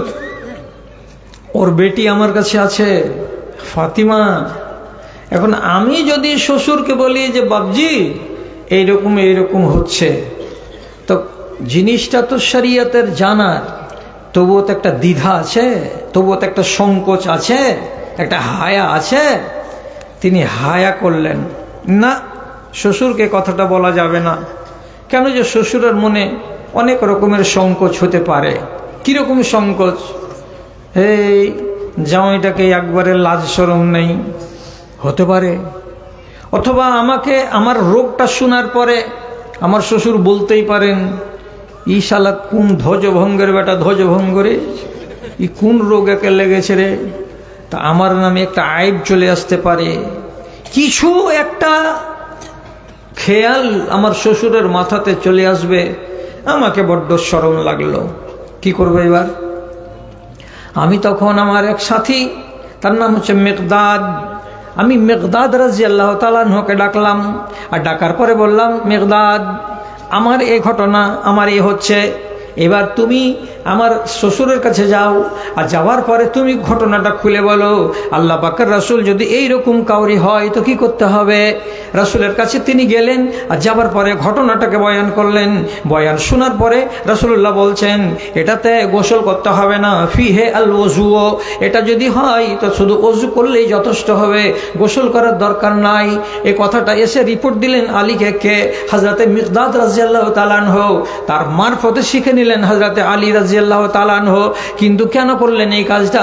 তিনি বলছেন, আমি আমার শ্বশুরকে দেখে হায়া করলাম। এটার নাম হলো দ্বিধা, এটা হলো ইসলামী আদব। আদব করতে হবে। কোরআনে আল্লাহ তাআলা বলছেন, পানি যদি না পাও তো মাটি ব্যবহার করো। কখন করব? পানি যদি না পাও তো মাটি ব্যবহার করো, করে পবিত্রতা হও। তো কি কি সময় করতে হবে? আল্লাহ তাআলা বলছেন, ওয়াইল্লাম তাজিদু মাআন ফাতাতায়াম্মামু সাঈদান তাইয়্যিবা, পবিত্র মাটিতে হাত দিয়ে বাড়ি মারো, আর মেরে হাতটাকে কচলে দিয়ে তুমি তোমার নিজের চেহারাটাকে মুছে নাও। তারপরে আল্লাহ তাআলা বলছেন, ওজুর বেলাতে তো তুমি পানি পেলে না বলে এটা করলে, এবার যদি তোমার গোসল ফরজ হয়ে যায় তো তাহলে তুমি কি করবে এইবার? তখন আল্লাহ তাআলা শেখাচ্ছেন, ওরে আমার উম্মতের, ওরে আমার বান্দারা, তোমাদের কাছে যদি পানির অভাব পড়ে যায় আর তোমরা জুনবি হয়ে যাও, মানে মিয়া বিবিতে মিলন করার পরে যদি তোমরা নাপাক হও, অথবা তোমার স্বপ্ন দোষ হয়ে যায় আর যার কারণে তোমার উপরে গোসল ফরজ হয়ে যায়, আর পানি যদি না থাকে তো কি করবে? তখন আল্লাহ রাব্বুল আলামিন মিষ্টি ভাষা দিয়ে বলছেন, ওয়াইন কুনতুম জুনুবান ফাত্তাহারু ওয়াইন কুনতুম মারজা আও আলা সাফারিন আও জাআ আহাদুকুম মিনাল গায়াতে আও লামাসতুম নিসা ফালাম তাজিদু মান ফাতায়াম্মামু সাঈদান তাইয়্যিবা। শর্টকাটে কথা, যদি জুনবি হয়ে যাও, বিদেশে চলে যাও, পানি যদি না পাওয়া যায় তো তাহলে তোমরা পবিত্র মাটিতে হাত মেরে দিয়ে পবিত্রতা অর্জন করো। তো এইবার যে বলছেন যে স্বপ্নদোষ হলে তো এটা হলো, কিন্তু মিয়া বিবিতে যদি শারীরিক সম্পর্ক ঘটে তো তার বেলা কি হবে? কেউ তো জিজ্ঞেস করতে পারে। তখন কি হবে? তখন আল্লাহ তাআলা আদবের ভাষা আমাকে শিখাবার জন্য কি বলছেন, আও লামাসতুমুন নিসা, তোমরা যদি বেটি ছেলেকে ছুঁয়ে থাকো, অর্থাৎ নিজের স্ত্রীকে ছুঁয়ে থাকো, তাহলে তোমার জন্য এটাই বিধান যে তুমি পাক মাটিতে হাত মেরে দিয়ে নিজের শরীরটাকে পবিত্র করে নাও। আপনি আমাকে জিজ্ঞেস করে বলবেন, মৌলভী সাহেব, স্ত্রীকে যদি ছুঁয়ে নাই তো তাহলে পরে কেন তাকে পবিত্রতা অর্জন করতে হবে? স্ত্রীকে আল্লাহ পাকের রাসূল চুম্বন দিয়েছেন, দেওয়ার পরে নামাজ পড়তে চলে গেছেন, ওযু তো টুটেনি, তাহলে স্ত্রীকে ছুঁতে গেলে আমাকে পবিত্রতা কেন অর্জন করতে হয়? ব্যাপারটা হলো ছুঁয়ার মানে এখানেই হচ্ছে গোপন ভাষা। কার? আল্লাহ তাআলার। ছুঁয়া মানে কি? ছুঁয়া বাংলাতে বললাম ছুঁয়ে নিয়েছি, কিন্তু আরবিতে লামাস্তুমের মানে হলো এই তুমি তোমার স্ত্রীর কাছে গমন করেছো। এই গমন করা ভাষাটাকে আল্লাহ তাআলা হায়ার ভাষা দিয়ে বলছেন। তুমি যদি তাকে ছুঁয়ে নিয়ে থাকো তাহলে পরে তুমি নাপাক হয়েছো। এবার নাপাক হতে গেলে তুমিও পাক জমিনে হাত মেরে দিয়ে নিজেকে পবিত্র করে নাও। এই হলো আল্লাহর ভাষা। এবার আপনাকে বাহিরকার একটা লোকের কথা বলি। হায়া মানে দ্বিধা। দ্বিধা কাকে বলে? ভালো করে শুনুন, আপনার টাইম যেমনি হয়ে যাবে। আমিও দেখতে পাচ্ছি ঘড়ি আমার, আর এটাও আপনারাও দেখছেন। ঘড়িতে টাইম হলে আপনাকে ছেড়ে দেওয়া হবে ইনশাআল্লাহ। ভালো করে বুঝুন। হযরত মুসা আলাইহিস সালাতু ওয়াস সালাম একটা লোককে মার্ডার করে দিয়েছিলেন অনিচ্ছাই, ইচ্ছা করে মার্ডার করেননি। একটা ঘুষি মেরেছিলেন জোর করে, তো এমন করে ঘুষি মারলেন যে হা করে পড়ে থেকে গেল। এটা ছিল বংশে কিবতি। কিবতি মিশরের কিবতি নাগরিকেরা। যখন মার্ডার হয়ে গেল তখন নবী মুসা নিজের জান বাঁচাবার জন্য মিশর ছেড়ে পালিয়ে গেলেন। কোথায় পালালেন? তো সৌদি আরবের উত্তর পশ্চিম দিকে এক এলাকা যেটাকে বলা হয় মাদিয়ান। সেই মাদিয়ান শহরে আসছেন। তো বিকালবেলায় এসেছেন একটা ইন্দারার পাশে। ইন্দারার পাশে এসে খাড়ো হয়েছেন। তো লোকেরা ভিড় করে ইন্দারা থেকে পানি উঠিয়ে ছাগলকে, উটকে, ভেড়াকে পান করাচ্ছে। ওইখানে এক কিনারায় দুটো যুবতী বেটি ছেলে লাড়ু সাড়ু হয়ে দাঁড়িয়ে আছে। তো নবী মুসা মেয়ে দুটাকে যে বলছে, তোমরা এভাবে দাঁড়িয়ে আছো কেন? তোমাদের ছাগলগুলোকে পানি পান করাবে না? তো মেয়ে দুটা বলছে, হাত্তা ইউসদেরার রেয়া, যতক্ষণ পর্যন্ত পুরুষ লোকেদের এখান থেকে পানি উঠিয়ে তাদের মোষগুলোকে, তাদের জানোয়ারগুলোকে পান করা না হবে আর ভিড়টা না কমবে, ততক্ষণ আমরা বেটি ছেলে ইন্দারার কাছে যাব না। কেন যে তারা পুরুষ লোক আর আমরা নারী, আমাদের গায়ে গা লাগতে পারে, আর এটা আমরা পছন্দ করি না। আচ্ছা, এই ব্যাপার। নবী মুসা বলছেন, বালতিটা দাও। বালতিটা নিলেন, ভিড়ের ভিতরে গিয়ে বালতি ইন্দারাতে নামিয়ে 22 লিটারের বালতি একাই উঠিয়ে নিলেন। উঠিয়ে নিয়ে এই মহিলাদের বকরিগুলোকে, ছাগলগুলোকে পানি পান করিয়ে দিলেন। দেওয়ার পরে বলছেন, যাও, বাড়ি চলে যাও। এই দুই বোন বাড়ি গেল। বাড়ি যাওয়ার পরে ওর বাপকে বলছে, বাজানজি, আজকে একটা আজব কথা হয়ে গেল। একটা জুয়ান ছেলের সাথে দেখা হলো, ও আমাদের উপরে দয়া করে বালতিটা নিয়ে পানি উঠিয়ে পান করিয়ে দিল বলে তাড়াতাড়ি বাড়ি চলে আসতে পারলাম, না হলে হয়তো রাত হয়ে যেত। তখন ওর বাপ বলছে, আরে বেটি, ছেলেটা যদি এত বড় উপকার করে থাকে তো যা না, ওকে ডেকে নিয়ে আই, ওকে না হয় কিছু বকশিস টকশিস দেওয়া যাবে। তো দুটা বেটির ভেতরে এবার এক বেটি আসতে লাগলো নবী মুসাকে ডাকবে বলে। এরা চলে গেছে। তৎক্ষণ মুসা নবী একটা গাছের তলায় খাড়িয়া খাড়িয়া আল্লাহ তাআলার কাছে দোয়া করছে যে, আল্লাহ, তুমি এমন একটা জায়গাতে আমাকে এনে দিলে, এই জায়গাতে তোমার সাহায্যের জন্য আমি মুখ তাকিয়ে আছি। আল্লাহ, আমার পেটের ব্যবস্থা কি করে হবে? এটা আজনবী জায়গা, আমাকে তো কেউ চিনে না। কোরআনের আয়াতটা শেষখানে হলো কি, লেমা আনজালতা ইলাইয়া মিন খাইরিন ফাকির, আমি তো মুহতাজ। আল্লাহ তাআলা আসমান থেকে নবী মুসার প্রার্থনাকে মঞ্জুর করে বলছেন, মুসা, তুই রুটি খেতে চাইছিস, কিন্তু রুটিটা কে তৈরি করবে? এটা তো তুই বললি না। আমি আসমান থেকে তোর মালিক বলছি, তোকে আমি রুটি দিব, এবং রুটিটা কে পাকিয়ে দেবে? রুটি পাকাবার মানুষ পর্যন্ত তোকে দিব, আমি তার ব্যবস্থা করে দিচ্ছি, শুন। হঠাৎ করে ওই দুই মেয়ের একটা মেয়ে চলে আসছে। কোরআন বলছে ওয়াজাআত ইহদাহুন্না আলা ইস্তিহয়াইন, দুই বোনের ভেতরে একটা বোন এখানে এলো, আবার হাঁটতে হাঁটতে ওই পার থেকে এই গাছের কাছে এলো। তো কেমন করে? আল্লাহর কোরআন বলছে ইস্তিহয়াইন, লজ্জা করে, শরম করে, দ্বিধা করে। এমনি অন্যান্য দেশেও বেটি ছেলের মতো করে ছেঁকার বেগার করে হাঁটা নয়, মুখটাকে খুলে দেওয়া নয়, মাথাটাকে খুলে দেওয়া নয়, আর এমনি এদিক ওদিক করে হেঁটে হুঁটে যেমন করে আমাদের দেশের নারীরা চলে, এইরকম বেয়াদব হয়ে না চলে, শালীনতার সীমানার মধ্যে থেকে মুখ হাতকে ঢেকে। এখানে নবী মুসা বসেছিলেন, তার কাছে সে বলছেন, তোমাকে আমার বাপ ডেকেছে, চলো আমাদের বাড়ি। এই মেয়েটার আশাকে আল্লাহ কোরআনে বর্ণনা করছেন ইস্তিহয়া, লজ্জাশীলা হয়ে আসলেন। তো লজ্জাশীলা মানে কি?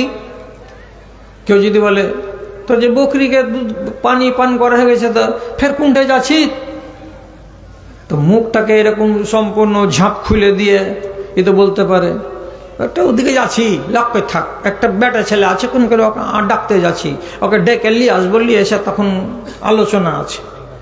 এটা হলো এক ধরনের কথা, এটা হলো শালীনতার সীমা বাহিরে। আর এটা যদি বলে মুখকে ঢেকে ঢুকেই, আব্বা পাঠালেন, এখানে একটা ছেলে আছে বিদেশি ছেলেটাকে ডেকেছেন, ওকে খবর দিতে যাচ্ছি, এটা হলো শালীনতার ভাষা। জি হ্যাঁ, আমি কোনো এক যুগের কথা বলছি, দিনাজপুরে গেছি জালসাতে, তখন সাইকেলে যেতে হতো। তো সাইকেল আসেনি, পায়ে হেঁটে জুয়ান মানুষ 3 কিলোমিটার রাস্তা গিয়ে একটা বাড়ির সামনে হাঁক মেরে দাঁড়িয়ে বলছি একটা মহিলাকে, এটা কি জাকির হোসেনের বাড়ি? আমার ডায়েরিতে কিন্তু নাম আছে জাকির হোসেন। তখন চট করে ওই গলিতে বেটি একটা দাঁড়িয়েছিল, বলছে যে হ্যাঁ হ্যাঁ হ্যাঁ হ্যাঁ, এটা জাকির হোসেনের বাড়ি। তুমি জাকিরকে চিনো নাকি? তুমি জাকিরের কে? জাকির তোমার কে হলো? তুমি জাকিরের বাড়ি এর আগে এসেছিলে নাকি? তুমি কি জাকিরের সাথে কোনো মাঠে ঘাটে বসে চাটা খেয়েছো নাকি? জাকিরকে তুমি কতদিন ধরে চিনো? আমি বলছি আল্লাহ দমলে দমলে দমলে, তোর ভাষা কত বাহির হয়েছে রে, জাকিরকে জাকিরকে জাকিরকে জাকিরকে। আমি বলছি তোমার নাম কি? হাসিনা। তুমি কি করো? পড়ালেখা করি। জাকির তোমার কে হয়? আমার আব্বা হয়। আমি যেমন ঠান্ডা করে 3টা কথা বললাম, তো 3টার জবাব ঠান্ডা করে দিল। আর বাদ বাকি এক রেসে যে বলে চলে যাচ্ছে, একে থামা যায় না। আমি বললাম যে এর ভিতরে শালীনতা নাই। আমি বললাম তোমার আব্বাকে যে বলো গলিতে একটা লোক ডাকছে, চলো। তো তোমার বাড়ি কহিলে কি হয়ে যাবে? কোথায় বাড়ি তোমার? তুই কি জন্য এসেছ? আমি ধর কথা বাড়াই। ঠিকঠাক হয়ে আমার সামনে দাঁড়িয়ে থাকলে আমারও ইচ্ছা ছিল যে কথা বলি ঠিক করে। একটা যুবতী ধাড়ি মেয়ে, এখন বেয়াদবের মতো কথা, মাথাতে কাপড় নেই, গলাগুলো ফ্রকের এত লম্বা চওড়া আছে যে এই লম্বার কথা আর কি আপনাকে বলবো। এখান থেকে শুরু করে চাঁদপুর ব্রিজ পর্যন্ত এই চওড়া গলা, ও তো আধা শরীর দেখা যাচ্ছে। আর এই রকমের নারী এই যাও তোমার আব্বাকে ডেকে নিয়ে এসো। একটা শালীনতার সীমা থাকবে। এই মহিলা আসছে তো ইস্তেহয়া, শালীনতার সাথে এসে বলছে আপনাকে আব্বা ডাকলেন, চলেন আমার সাথে। ইস্তেহয়া হায়া কতটা আছে? নবী মুসা যখন চলতে লাগলেন তো মেয়েটি আগে আগে আর নবী মুসা পিছে পিছে। নবী মুসা 15-20 গজ চলার পরে মেয়েটাকে বলছে, এ মেয়ে আগে আগে তুমি হাঁটিও না, তুমি আমার আগে হাঁটবে আর আমি তোমার পিছনে হাঁটবো, এটা হবে না। কেন? আমি হলাম বাতাস আর তুমি হলে আগুন। তুমি সামনে চলবে আর এইভাবে চলবে, তোমার হাঁটন দেখে আমার মনের ভেতরে এক্সাইটমেন্ট হতে পারে, তোমাকে তোমার হাঁটন দেখে চলন দেখে আমার খেয়ালে অনেক কথা চলে আসতে পারে। আর এই কথা যদি তোমাকে দেখে আমার মগজে মনে তৈরি হয়, তাহলে আমার ইমানে বাটা আসবে। সুতরাং তুমি পিছনে পিছনে হাঁটো, আমি আগে আগে হাঁটবো, আমার ইমান সালামতে থাকবে। এভাবেই হেঁটে হেঁটে বাড়ি চলে গেলেন। যেমনি বাড়ি গেছেন, আলোচনা যেমনি হয়েছে, এই বেটিটাই আবার নিজের বাপকে পরামর্শ দিয়ে বলছে, ইয়া আবাতে ইস্তাজিরহু ইন্নাহু খায়রু মান ইস্তাজারতাল কাবিয়ুল আমিন। আব্বাজি, ছেলেটাকে বাড়িতে চাকর রেখে নাও। এই ছেলেটাকে যদি চাকর রাখা যায় তো বড্ড ভালো হবে। কেন? তো দুটা গুণ আছে। কি গুণ? এ ছেলেটা বড্ড আমানতদার, 1। 2 নম্বর, ছেলেটা হলো বড্ড মজবুত। কোথায় তুমি দেখলা যে ছেলেটা আমানতদার? কোথায় তুমি দেখলা যে ছেলেটা বড় মজবুত? বলছে, যখন বালতি নামাই, 22 লিটারের বালতিকে একটা বেটা ছেলে উঠাতে গেলে তার কাল ঘাম ছুটে যায়, অথচ ছেলেটা যে উঠালো বালতি, তো একবারও কাউরি সাহায্য চাইল না। তাতে বুঝতে পারলাম ছেলেটা বাহাদুর এবং শক্তিশালী। আর তারপরে যে বুঝলাম যে ছেলেটা আমানতদার। কি করে আমানতদার বুঝলাম? আমি যখন তাকে সাথে করে বাড়ির দিকে হেঁটে নিয়ে আসি, তখন আমার সাথে এই ছেলেটা আজে বাজে কোনো কথা বলেনি। আমানতদার। তোমার নাম কি? তুমি কোন ক্লাসে পড়ো? এই অঙ্কতে কত পেয়েছিলে দরকার? তুমি কি খেতে ভালোবাসো? তোমার ফোন নাম্বারটা দিবে না? এসব কথা কিছুই বলেনি। সোজা একদম খেপার মতো হাঁটছে। এটা হলো আমানতদারির পরিচয়। আপনি একে চাকর রেখেলেন। বা বলছে, চাকর রেখে নিলাম। আর আল্লাহ তাআলা কি বলেছিলেন? তুই আমার কাছে রিজিক চেয়েছিস, রুটি, আর আমি আল্লাহ রাব্বুল আলামিন তোর জন্য মঞ্জুর করে রেখেছি রুটিও, এবং রুটি পাকানেওয়ালি, যে তোমাকে রুটি পাকিয়ে দেবে। রাতটা পার হলো, সকালবেলায় এই বুড়া মানুষটা নিজের এই গলিতে বসিয়ে নবী মুসাকে ডেকে বলছেন, এ ছেলে, তুমি আমার বাড়িতে থাকো, তুমি যে মার্ডার কেসের আসামি, এখানে কোনো ভয় নাই, তুমি নিরাপদে থাকবে, আর তোমার সুখের ব্যবস্থা আমি করে দিচ্ছি। কি? ইন্নী উরিদু আন উনকে ঘাকা বেহেদাই ইবনাতাইয়া হাতাইনি আলা আনতা জুরানি সামানাতে হেজাজ। তুমি আমার এই দুটা বেটির ভেতরে একটা বেটিকে বিয়ে করে নাও, 8 বছর আমার বাড়িতে ছাগল চড়িয়ে দিবে, এটা হলো তোমার মোহরানা। আমার বাড়িতে থাকো, আমার বাড়িতে খাও, আমার বেটির কাছে তুমি রাত কাটাও। এটা আমার বেটি তোমার বিবি হয়ে যাবে, তুমি আমার জামাই হয়ে যাবে, ঘর জামাই হয়ে আমার বাড়িতে থাকো। 8 বছর যখন ছাগল চড়িয়ে নেওয়াটা হয়ে যাবে, তোমার মোহরানা আদায় হয়ে যাবে, তখন তুমি তোমার স্ত্রীকে নিয়ে এখান থেকে যেখানে ইচ্ছা সেখানে চলে যাবে। আমি এটাতে রাজি হলাম। মুসা নবী বললেন, ঠিক আছে, আমি এটাতে রাজি। বিদেশ থেকে এলো, খুট করে একটা রাত কাটলো, আর দ্বিতীয় দিন সকালবেলায় ওই লোকটার মেয়ের সঙ্গে একটা আজনবী বেটা ছেলের বিয়ে হয়ে গেল। গোড়া থেকে শেষ পর্যন্ত সবই আছে হায়া, সবটি আছে হায়া। তো বেটি ছেলের ভেতরে হায়া নাই? কে বলল? আমি শেষ করার আগে আর একটা কথা বলে নি। আপনারা খালি করেছেন অনেকটি, তো ভালো কথা, কারণ যে রাত হয়ে আসছে। আর একটা কথা শুধু বলি, আর উঠিয়েন না আমার ভাইটি, বলে শেষ করে দিচ্ছি আমি। কি কথা? নবীজির স্ত্রীর নাম আয়েশা, আর নবীজির একটা 150 ছিল, 150 নাম হলো আসমা। কথা মনে থাকবে? 150, ওই 150 কে? বাড়িওয়ালির বহিন। ছোটটা না বড়টা? ছালা করো। ছোটটা না বড়টা? ছোটটাকে শালি বলে, আর বড়টাকে 150 বলে। এরকম না এই দেশে? সবই শালি, মানে শ্বশুরের বেটি, আমারটা নিজেরটা বাদ দিয়ে বাদ বাকিটি সবটি শালি। একটা মুহাবারা আছে আমাদের এলাকাতে, এটা আছে, যদি যাকে বিয়ে করেছেন তার ছোট হয় তাহলে ওটা শালি, আর যাকে বিয়ে করেছেন তার যদি বড় হয় ওটা হলো 150। তো এটা পরিভাষায় দেশে নাই না? আচ্ছা, যাই হোক, শালি আর শালি তো শালি, সবই মিঠা জিনিস। তো ঠিক আছে। তো হযরতে আসমা হলেন রাসূলুল্লাহর 150, তার মানে শ্বশুরের বেটি, আবু বকরের বেটি। এবার বিয়ে হয়েছিল জুবাইর রাদিয়াল্লাহু তাআলা আনহুর সাথে। লোকটা ছিল খুব কড়া মেজাজের, কঠিন কড়া মেজাজের। আল্লাহ, আর এদিক যাবো না, টাইম হয়ে যাচ্ছে। তো ওর পালি পড়েছে, খেজুরের বাগান যেতে হবে জুবাইরের, আর যে ওকে আজকের খানা যতটি লাগবে অতটি খেজুর পাড়তে হবে, আর কিছু লকড়ি শুখা টুখা ডালডুলগুলোকে এক বোঝা করে নিয়ে বাড়ি আসতে হবে, রান্নাবান্না করতে হবে বলে হযরতে আসমা চলে গেছেন স্বামীর বাগানে। বাগানে যাওয়ার পরে লকড়ির বস্তাটা করেছেন, গাঠরিটা করেছেন, আর 2.5-3 কেজি 4 কেজি খেজুর পেড়েছেন। পাড়ার পরে ওইটিকে মাথায় করে নিয়ে সেই তপ্ত রোদে 2 পা 3 পা 4 পা করে হাঁটতে হাঁটতে বাড়ি চলে আসছেন। হঠাৎ সাকার ঘাটের কাছে তীরমোহনীতে দেখা রাসূলুল্লাহর সাথে। রাসূলুল্লাহ চিনে নিয়েছেন, রে এ তো 150। তখন লাগামটা এমনি করে উঁটের এমনি ধরে আরবি ভাষাতে বলছেন, ইখ ইখ, এ উঁট বসে যা, বসে যা, এখানেই বসে যা। কেন বসে যাবি? দেখতে পাস না আমার 150 আমার শ্বশুরের বড় বেটি মাথাতে গাঠরি নিয়ে বোঝা নিয়ে এই 11টার সময় তপ্ত বালু চরে খালি পায়ে হেঁটে হেঁটে যাচ্ছে, বেচারির কষ্ট হচ্ছে। আমি হলাম তার ভগ্নিপতি, আমার উঁটটাতে তো 4টা লোক উঠতে পারবে সবার।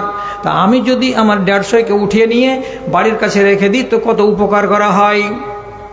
উঁটটা বসে গেছে, তখন নবীজি নিজের শালিকে ডেকে বলছেন, আসমা চলে এসো, আমার উঁটের উপরে বসে যাও, আমি তোমাকে তোমার বাড়ির সামনে আবার উঁটটাকে বসাবো, বসিয়ে তোমাকে সহি সালামতে নামিয়ে দিব, তোমার পুটলি পাটলা নিয়ে তুমি বাড়ি চলে যাবে, রোদের টাইমে তোমার পাটা আরাম পাবে। তো ভালো কথা, তো এতে খারাপ কি আছে? কোনো খারাপ নেই। আজ 21-22 দিন হয়ে গেল, গাজলের রোডে একটা ছেলে একটা মেয়েকে নিয়ে অ্যাক্সিডেন্ট করেছে মোটরসাইকেলে। দুজনকেই ভর্তি করেছে, হসপিটালে ভর্তি করেছে। তো ছেলেটার মোবাইল থেকে ফোন করে ওর বাড়িতে লাগে বলছে, হ্যালো, কে বলছেন আপনি?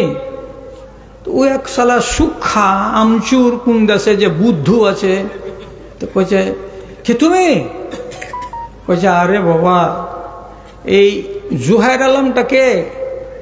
কইছে, আর বড় বেটা শামসি কলেজে পড়ে, তো ওর মোবাইল তোমার কাছে কেন? তো কইছে, তোমার ছেলেটা অ্যাক্সিডেন্ট করেছে আর বৌমা কঠিনভাবে আক্রান্ত হয়ে গেছে, হাঁটু ফেটে গেছে, 4-5 জায়গাতে রক্ত বেরিয়েছে, দুজন স্বামী স্ত্রীকেই হসপিটালে ভর্তি করা আছে, তুমি এসো, এসে এখান থেকে নিয়ে যাও। বাপ কইছে, মন্নুরের শালার ওটা শালা। এই স্ত্রীকে ডাকে কইছে, আরে তারকে ছোড়ার আমি জানতে পারলো না, ফের বিয়ে হয়ে গেল, আর বহু লিয়া অ্যাক্সিডেন্ট করেছে করে হসপিটালে ভর্তি হয়েছে, কেমন কথা? কারণ তখন এমনি করে জোরে ধাক্কা দিয়ে কইছে, মিনসাকে দেখো ঠাটের কথা কইতে এসছে, কেন ফের বিয়ে হবে? কেউ তোমার সাথে জোকারি করে ছগলা করে, আজকাল ফোনের যুগে কে জোকারি করে না? জোকারি করে কাটিয়ে দিছে। ফের তখন আর একবার ফোন হয়েছে, বুঝে ওকে ফোনটা দাও তো। ফোনটা দিয়েছে, তখন কানছে, আমি অ্যাক্সিডেন্ট করে দিয়েছি যে বাপু। তো কইছে, তোর পাঁজরকার বেডে ওইটা কে আকাম হয়েছে তোর সাথে, বহু বহু করছে ওরা। চোরা কইছে, এটা বহু লয়, এটা আর এটা হলো বান্ধবী।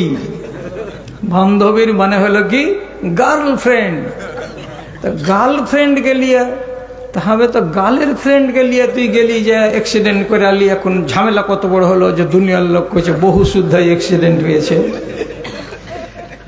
দেখবার জিনিস হলো যে এই কত বড় হায়াখর যে আজনাবির গাড়িতে চড়ে নিল, তোকে একটুও দ্বিধা লাগলো না। আর এখনকার যুগে যদি ভগ্নিপতির গাড়িতে খালি শালি বসতে পাই, তাহলে ও আর মোটরসাইকেল, ওটা তখন রকেট।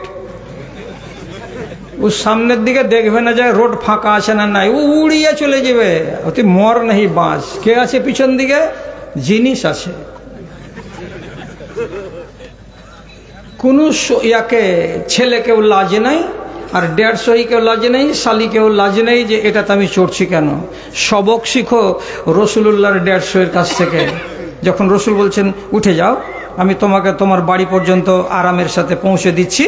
তখন হযরতে আসমা বলছেন, এটা সহিহ বুখারীর riwayat, কি বলছেন, ফাস্তাহিয়াইতু আন আসিরা খালফার রিজাল, আমাকে নবীজি ডাকলেন, তো আমি যদি চড়ে নিই তো আরাম পেয়ে যাব নিশ্চিত কথা, কিন্তু আমাকে দ্বিধা লাগলো, আমাকে সংকোচ লাগলো, আমাকে বড্ড শরম লাগলো যে যখন পিছন দিকে বসে আমি যাব আর আমার কাছে লোকড়ি থাকবে আর খেজুর থাকবে, আর লোকেরা যদি চিনে তো কি থেকে কি বলবে, হয়তো রাস্তাতে কোনো লোক বলবে কি ব্যাপার, কি ব্যাপার বললি তো মেলাই কথা, কি ব্যাপার।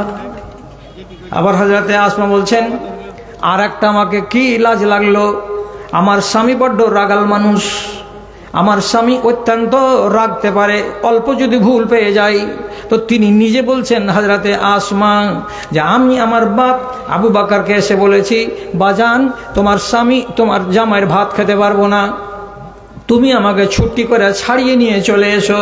কেন যে কঠিন মারছে, যে বাপু কঠিন আমাকে মারছে, যেদিন মারতে শুরু করছে 4টা আমরা সতীন আছি, যেদিন কাউকে মারতে আরম্ভ করছে যতক্ষণ পর্যন্ত হাতের লাঠি ছোট না হয়ে যায়, ভাঙতে ভাঙতে ভাঙতে ভাঙতে 1 ফিটের না হয়ে যায়, ততক্ষণ পর্যন্ত মায়ের ছাড়ে না।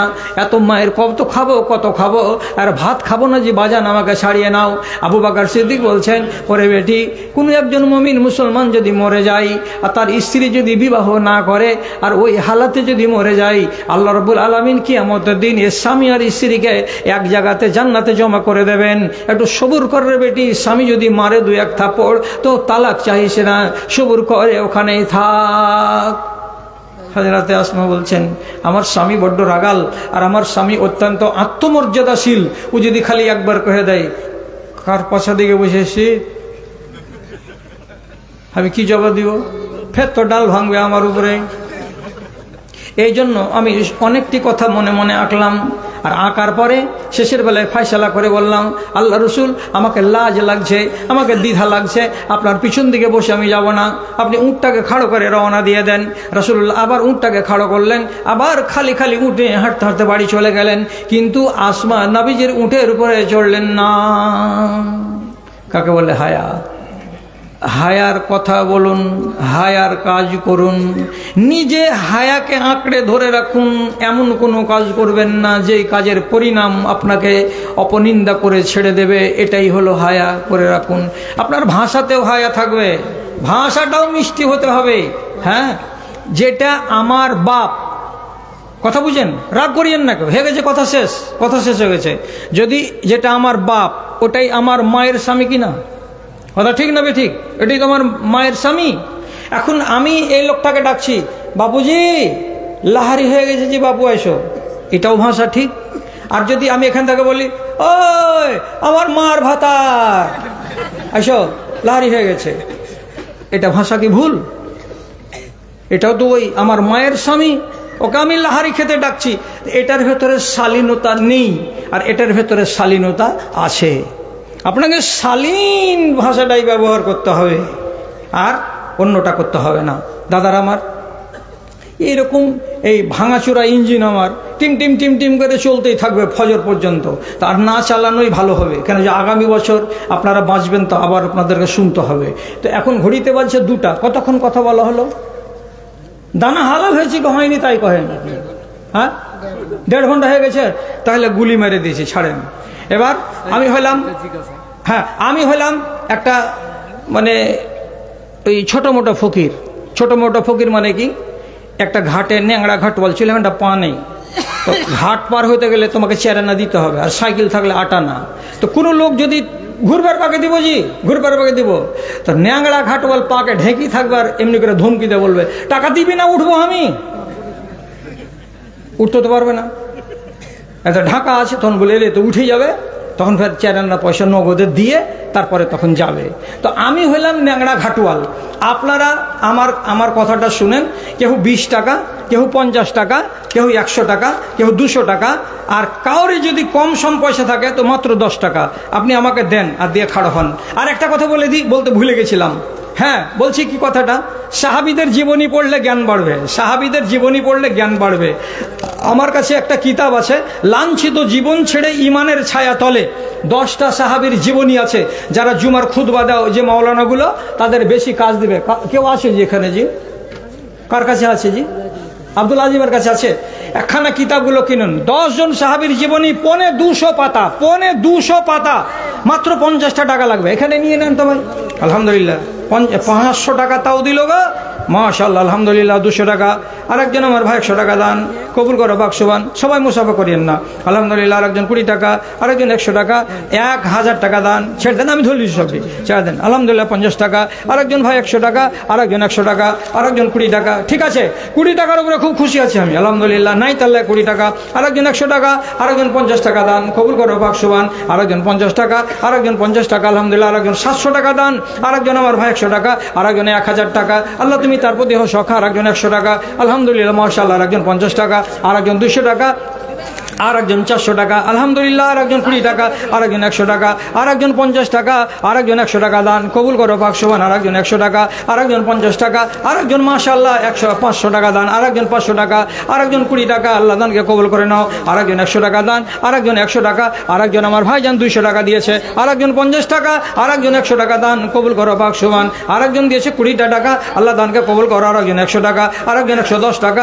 আরেকজন 100 টাকা দান, কবুল করো বাকসুবান। আরেকজন 100 টাকা, আরেকজন 100 টাকা, আরেকজন 20 টাকা, আরেকজন আমার ভাইজান 20 টাকা দিয়েছে, আর আল্লাহুম্মা আমিন। আরেকজন 40 টাকা দান, আরেকজন 100 টাকা, আরেকজন আমার ভাইজান 200 টাকা দিল, ইহকাল পরকাল করো মঙ্গল। আরেকজন আমার দাদা যেখানে আসিয়া 50 টাকা দান দিল তোমারও লাগিয়া, আরেকজন 100 টাকা দান, আরেকজন 100 টাকা দান, আলহামদুলিল্লাহ মাশাআল্লাহ। আরেকজন 300 টাকা দিয়েছে আল্লাহ, আরেকজন আমার ভাইজান 100 টাকা, আরেকজন আমার বড় ভাই এখানে 1000 টাকা দান করেছেন। আল্লাহুম্মা সাল্লি আলাইহি, আল্লাহুম্মা বারিক আলাইহি, মাশাআল্লাহ আলহামদুলিল্লাহ জাযাকাল্লাহ। আল্লাহুম্মা ইয়াদহু বিল ইলমি ওয়াল হিলমি ওয়া যায়িনহু বিল ঈমানি ওয়াত তাকওয়া। আরেকজন 500 টাকা দান, আরেকজন 100 টাকা দান, আরেকজন আমার ভাই 500 টাকা, আরেকজন 100 টাকা, আলহামদুলিল্লাহ মাশাআল্লাহ। আরেকজন 50 টাকা, আরেকজন 200 টাকা দান, আরেকজন 50 টাকা, আরেকজন 20 টাকা, আল্লাহুম্মা সাল্লি আলা আল্লাহুম্মা বারিক আলাই। আরেকজন আমার ভাইজান 500 টাকা দিয়েছেন, আরেকজন 20 টাকা, আরেকজন 20 টাকা, আরেকজন 50 টাকা, আরেকজন 100 টাকা, আরেকজন 20 টাকা, আরেকজন 100 টাকা দান, আরেকজন 200 টাকা দান, কবুল করো বাকসুবান মিটামনে আরমান। আরেকজন আমার ভাই 100 টাকা দিল, ইহকাল পরকাল করো মঙ্গল। রব্বে কারীম আমার ভাইরা যে আশায় দান পাঠিয়েছে, আল্লাহ সকলের দানকে তুমি কবুল করে নাও। যে আশায় দান করেছে দান আল্লাহ তুমি তোমার কাছে মঞ্জুর করো। রব্বানা তাকাব্বাল মিন্না ইন্নাকা আনতাস সামিউল আলিম, আমিন আমিন বিরহমাতিকা ইয়া আরহামার রাহিমিন। আরেকজন শেষের বেলা আমার ভাই এখানে এসে 1000 টাকা করলেন দান, কবুল করো তুমি পাক সুবহান মিটে দাও তাদের মনের আরমান। রব্বানা তাকাব্বাল মিন্না ইন্নাকা আনতাস সামিউল আলিম, আমিন আমিন বিরহমাতিকা ইয়া আরহামার রাহিমিন। আরেকজন 200 টাকা, আরেকজন 100 টাকা, আল্লাহ তুমি তাদের প্রতি অসখা, ওহি আল্লাহ দয়াময় দয়া যে করিবে, দানকারী দানকে কবুল করিবে। রব্বানা তাকাব্বাল মিন্না ইন্নাকা আনতাস সামিউল আলিম, আমিন আমিন বিরহমাতিকা ইয়া আরহামার রাহিমিন। যারা যারা মসজিদে ইমামতি করে এই সমস্ত লোকেদের জন্য ওই কিতাবটা খুব লাভদায়ক। কেন? ওতে যতগুলো পয়েন্ট দেওয়া আছে, 10 জন সাহাবীর জীবনীতে 3টা করে পয়েন্ট সাদা কাগজে লিখবে আর লিখে এক জুমাতে বলবে। তো এক জুমাতে 25 মিনিট ওয়াজ করতে হয়, 25 মিনিট। এর ভেতরে খুতবা আছে, শেষখানে একটু দোয়া আছে, আর মাঝখানে 3টা পয়েন্টকে শুধু উল্লেখ করবে। তো তাতে কথা বলে শেষ করা যাবে না, অন্ততপক্ষে 1 বছর লাগবে খুতবা দিয়ে ওই কিতাবটাকে শেষ করতে। তাহলে কত কথা এর ভেতরে আছে আন্দাজ করো। একজন 200 টাকা, আলহামদুলিল্লাহ। আরেকজন ভাই আমার 100 টাকা দান, এ দান মঞ্জুর করো পাক সুবহান। আরেকজন আমার ভাই 100 টাকা দিল, কেউ কাল করো গমঙ্গল। রব্বানা তাকাব্বাল মিন্না ইন্নাকা আনতাস সামিউল আলিম, আমিন আমিন বিরহমাতিকা ইয়া আরহামার রাহিমিন। মাটার ঘাট বলে নেই কোনো ভেদাভেদ, অপরাধ চারিদিকে করে থই থই, প্রদীপটি হাতে নিয়ে খুঁজি আমি দাঁড়ে দাঁড়ে।